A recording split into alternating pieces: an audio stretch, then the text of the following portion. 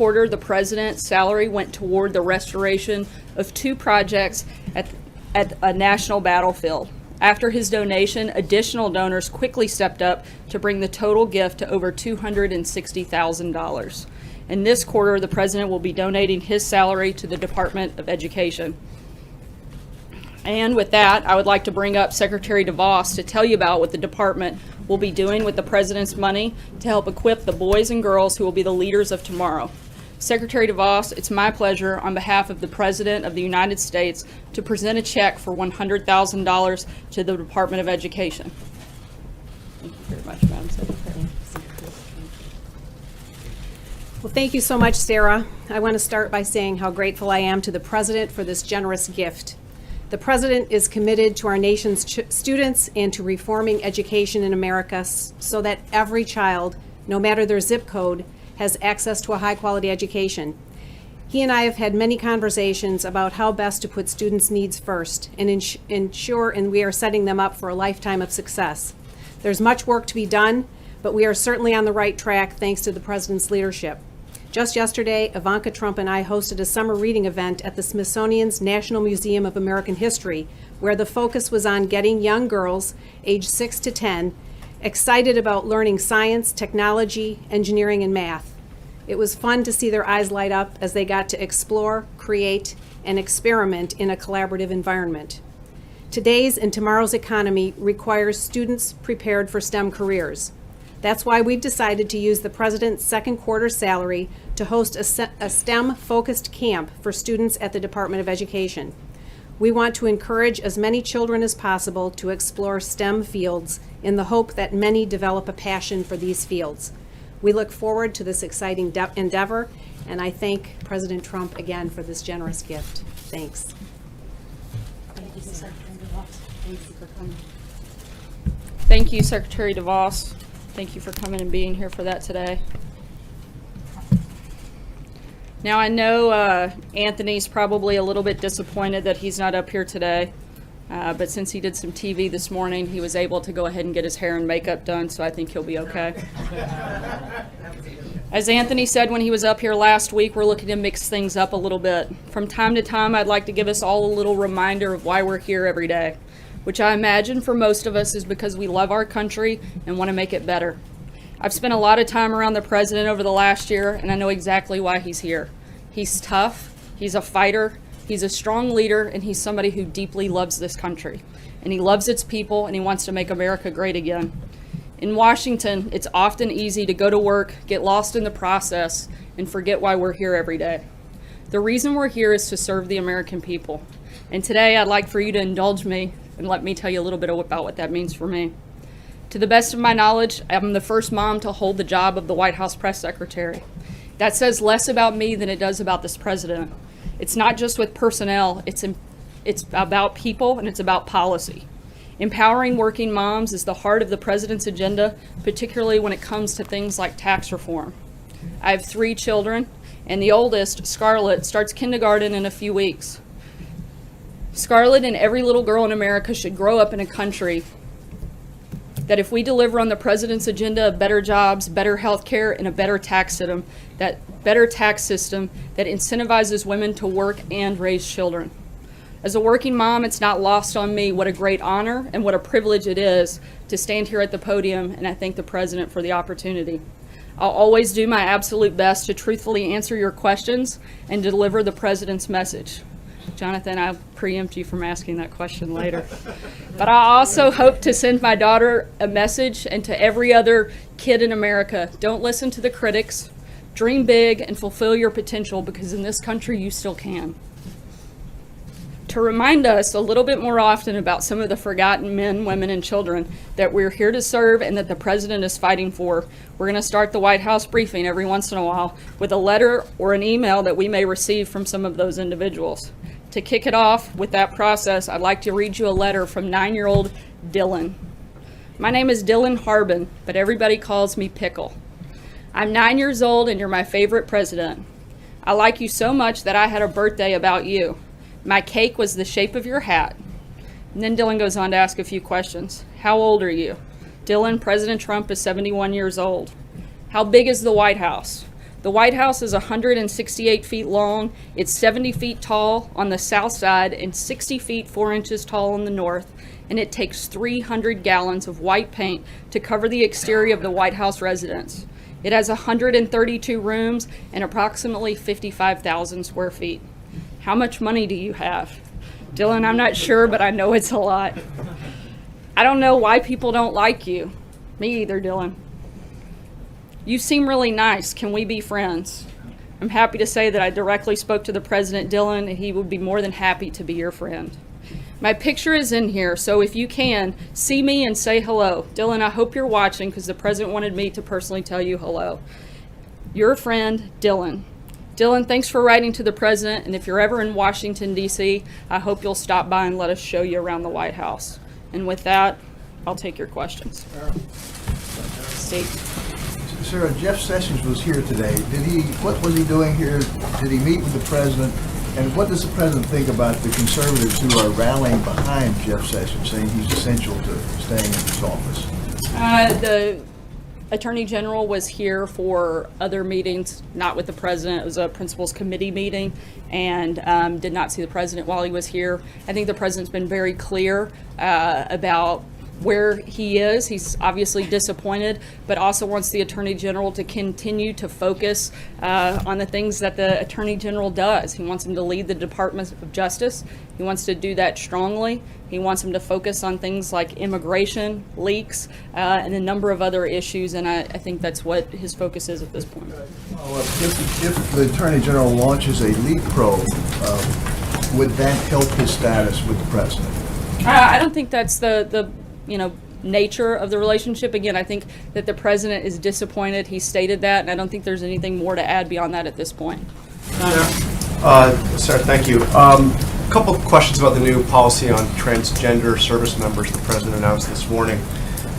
First, what happens to transgender service members now? Are they immediately thrown out of the military? That's something that the Department of Defense and the White House will have to work together as implementation takes place and is done so lawfully. So it's possible, because I see that, the president was pretty clear in his tweet that transgender individuals, he will not accept or allow a transgender individual to serve in any capacity. So does that mean that those that are now in theater, that are now deployed to Afghanistan, for example, will have to be immediately sent home and Again, discharged? the implementation policy is going to be something that the White House and the Department of Defense have to work together to lawfully determine. And, I would imagine the Department of Defense will be the lead on that and keep you posted as that takes place. Why did he decide to do this, given that during the campaign he had declared that he would protect the rights of transgender individuals? He said he would be better on this issue than Hillary Clinton, and now he's turned the clock back on this issue regarding the military. The president has a lot of support for all Americans and certainly wants to protect all Americans at all times. The president's expressed concern since this Obama policy came into effect, but he's also voiced that this is a very expensive and disruptive policy, and based on consultation that he's had with his national security team, came to the conclusion that it erodes military readiness and unit cohesion, and made the decision based on that.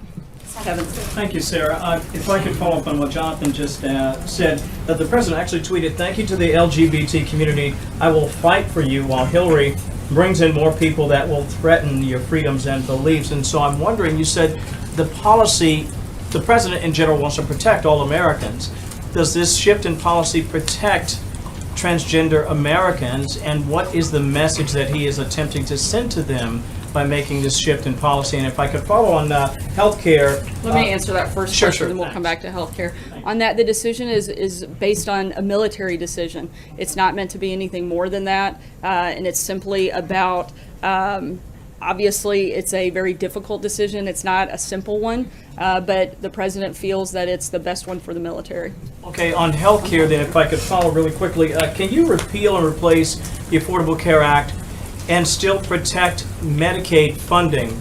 We're talking about the most dependent among us, and the need for Medicaid is great, and that seems to be a major concern among some lawmakers, including Alaska Senator Lisa Murkowski. So I'm wondering, from the president's perspective, if congressional lawmakers do send him a repeal that does not protect Medicaid funding. Is that something he would still support? And what is he doing to try to protect Medicaid as it is now? The president's been clear that he wants to protect those that are part of that program, but also very focused on repealing and replacing. We're working through that process. Excited about the progress that was made yesterday, and we're going to continue pushing forward until we get a new and better healthcare plan. Francesca? Thank you, Sarah. One short thing and then questions. Can you provide us with a copy of the letter that you read? Maybe even hold it up or just read a copy to us? I'll be happy to. That would be wonderful. Knock out Dylan's name, last name. Yes, thank you. But back on Attorney General Jeff Sessions, you said that he didn't meet with the president when he was at the White House this week. Has he spoken to the president this week? Do you know when the last time the two of them spoke was? I don't believe they've spoken this week. I'm not sure on the time frame. And then another follow-up on Jeff Sessions. You said Always that the president has been very clear about his position on Jeff Sessions. And yesterday the president said that he wasn't leaving him to, quote, twist in the wind. But he continued to tweet about him this morning. If he is so frustrated and so disappointed in him, why doesn't he just ask him to resign or fire him? Why does he continue to just tweet about him instead? Look, you can be disappointed in someone, but still want them to continue to do their job, and that's where they are. Continue in that job? I think that I made clear last week, if there comes a point he doesn't, he'll make that decision. Blake? Thank you. Let me have you please clarify, if you can, some comments that the president made in the Wall Street Journal interview yesterday about tax reform. He said, and I quote here, "The truth is the people I care most about are the middle income people in this country who have gotten, as he says, screwed. And if there's upward revision, it's going to be on high income people." On that upward revision part, what exactly was the president talking about? Is it a revision from his plan on the personal side at 35%, or is it revising it up from the current tax code? Yeah, when we get ready to walk through the full details of the plan, I'm happy to do that at that time. But right now, we're focused on the three big priorities of the tax reform: a simple, fair tax code, middle class relief, and creating jobs. That's where we are right now. We're continuing to work through that process, and we'll make announcements as we have Let me specifics. just ask you then a more general question on that. Does the president believe that the wealthiest Americans deserve a tax cut? I think the president is looking and prioritizing middle class tax relief. He's made no secret about that. That's one of the biggest priorities of the three things that he's focused on when it comes to tax reform. Jordan? Thanks, Sarah. Two questions for you. First, the president has had almost 24 hours to review the Russia sanctions legislation. Has he decided if he's going to sign that? Well, it's a little bit more complicated than that. Senator Corker actually came out earlier today and said that he's not fully supportive of where the bill stands. We expect that there's a possibility that more changes take place, and so we're going to see what that looks like before we make a final decision. But I can tell you that the White House, the president, and the entire administration, as we've said many times before, strongly support sanctions against Russia, Iran, and North Korea. My second question is the president considering looking at any kind of policy about transgender people serving in the White House now that he's tried to make a decision on transgender people serving in the military? No, once again, this was a decision based on what was best for the military and military cohesion, and on the counsel of his national security team. Go ahead, Major. So the impression we get at the Pentagon is they were a little bit flat-footed by the president's tweets. And as I understand it, this was and has been for the last couple of weeks a conversation here, specifically about TRICARE coverage for transgender procedures, and it suddenly evolved for the president to then go on Twitter to announce this ban. And as you already told us, the White House and the Pentagon are going to have to lawfully implement that. Typically, when you have an announcement of this magnitude, all of that work has been done at the procedural level between the bureaucracy of the Pentagon and the White House. Why wasn't any of that work done, and why was the Pentagon caught so surprised this morning by the president's tweets on that? As I said before, that the president's national security team was part of this consultation. You mentioned yourself that there have been ongoing conversations. When this one particular smaller issue, not a whole ban. Right. When the president made the decision yesterday, the Secretary of Defense was immediately informed, as were the rest of the national security team that had been part of this ongoing conversation. But you can't answer the question of what's going to happen to transgenders who are in the military now. Shouldn't you have been able to answer that basic question with a policy of this magnitude? Look, I think sometimes you have to make decisions, and once he made a decision, he didn't feel it was necessary to hold that decision, and they're going to work together with the Department of Defense to lawfully implement it. Thing on Sessions, just because this is the baseline question. You said earlier the president was frustrated. Is that frustration now in the past? And does he fully have confidence in the Attorney General to carry out his duties from this day forward? The president wants the Attorney General to focus on his duties as Attorney General, and I think we've both spoken about that pretty extensively, and I don't have anything else to add. Peter? The president, as you just announced, the president's donating a second quarter salary of $100,000 to the Department of Education, so clearly he must care about education. Why then is he calling for $9.2 billion in spending cuts to the Department of Education in the next budget? Look, I think that oftentimes you have a lot of duplicative efforts, and they want to streamline the process.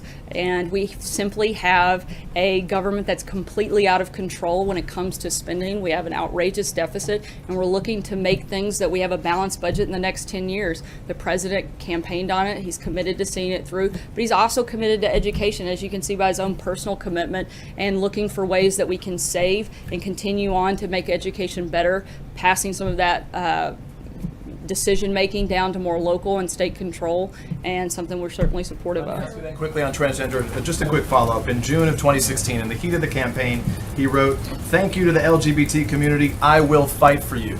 Did the president today just betray his commitment to the transgender community?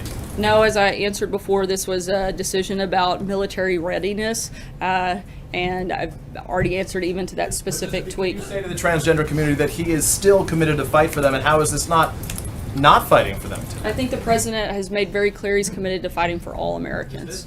All Americans? No. Sarah, Go ahead. Sarah, thank you very much, Sarah. Was this decision on transgender in the military made to put pressure on Democrats running in 2018, particularly Democrats running in socially conservative districts like in Ohio, Michigan, and Wisconsin? Not that I'm aware of. Just to follow up on that, what is the timeline for when guidance will be delivered to the Pentagon and how the president's decision should be implemented? We'll let you know when we have an announcement. Peter? Sarah, the president said this morning, or tweeted this morning, asking why the Attorney General has not fired Andrew McCabe as acting FBI director. Why hasn't the president fired Andrew McCabe as acting FBI director? The president's made an incredible nominee in Chris Wray, and he's looking forward to getting him confirmed and taking over the FBI. I think he needs to fire him. Why should Attorney General Sessions fire him? Again, he's made a choice to lead that agency, and we're looking forward to getting him confirmed soon. April? Sarah, two questions. One, following up on Major with TRICARE and the transgender community. There's been a concern from the transgender community before President Trump became President Trump that if Obamacare changed to Trump care, they were wondering if they were able to get the procedures to help them complete their phases of becoming the other sex or the other gender. What do you say to those people who are seeing this now with this ban in the military? What do you say to transgender America who wants to continue with the change? Maybe some who already had part of the change and want to do the change and are scared because of what's happening now, not for certain. What do you say to transgender America? As I've said before, and I'll try to make this clear, this was a military decision. This was about military readiness. This was about unit cohesion. This was about resources within the military and nothing more. Guys, I really don't have anything else to add on that topic. As I do, I'll keep you posted. But if those are the only questions we have, I'm going to call it a day, but if we have questions on other topics, I'll be happy to take it. Sarah, wait a minute, Sarah, I'm sorry, Sarah, I wanted to finish. Everyone had a second question. I'm sorry, Sarah. On the morale of the cabinet, Anthony Scaramucci this morning on New Day said that the cabinet secretaries need to have tough skin. How is the president working with the cabinet secretaries right now? How does he build their morale after all of this with Sessions and we're hearing things that are coming out of state about Rex Tillerson? How is the president working on their morale? I think the same way he works with all of us. He empowers us to do our jobs. And I don't think it matters whether you're a cabinet secretary or a low-level staffer. We're here to do a job. He's asked us to do it, and he expects us to get it done. And I've spent a good bit of time with quite a few cabinet secretaries over the last couple of days, and morale is high. Stephen? One more point about transgender service members, not here in this country, but overseas. And there are 18 countries where transgender service members are allowed to serve openly. The UK is one, Australia is another, Israel is a third. The president in his tweet this morning referred to disruptions. What does he mean? And is he concerned that there are disruptions in our allies' militaries in Australia and the UK and Israel? And should we worry about that from a military standpoint? As I said earlier, this decision was made after extensive discussions with his national security team, and the president decided it was in the best interest of the military to end this Obama policy. I can't speak to anything about another country. Pretty focused on making sure we get good things happening here. Zeke. First off, you were talking earlier about what the president wishes Attorney General Sessions to be doing in his job right now. Why hasn't the president picked up the phone or invited him over when he was into the Oval Office when he was in the building? Does the president have any intention of speaking with the Attorney General this week? I'll keep you posted if he does. John? Second question on the transgender service member issue. You mentioned this is the president reached this decision to improve or maintain unit cohesion. How does it maintain or improve unit cohesion to leave thousands of service members, some who may be overseas, serving in units overseas, in the dark about their status within the military? Once again, this was a decision made after the consultation with his national security team and decided the best decision. Alex.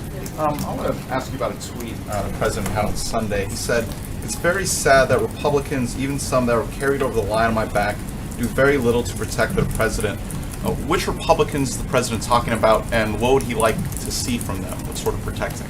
I'm not going to call out any senators by name up here today, but I think the president is very committed to a robust agenda and changing America for the better. And Republicans have both the House and Senate. He's hoping they'll join him in pushing forward a lot of the policies that most of those people campaigned on, like repealing and replacing Obamacare. I think that's a perfect example of Republicans needing to step up to commitments that they made during the campaign and since being elected and get those things done. Guys, I hate to cut it short. The president's got an event, as I know you can all hear by all of